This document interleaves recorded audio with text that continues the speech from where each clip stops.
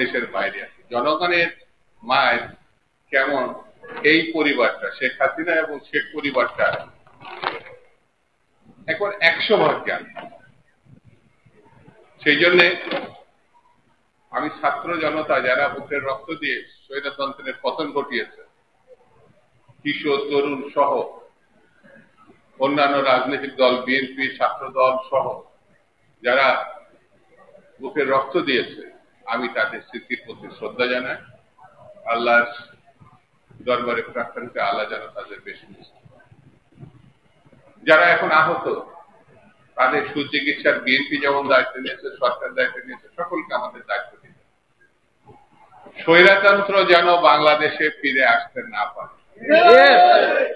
তার একমাত্র পথ গণতন্ত্র প্রতিষ্ঠা করা।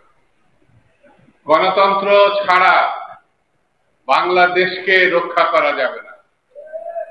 গণতন্ত্র ছাড়া মানুষের অধিকার ফিরিয়ে দেওয়া যাবে না।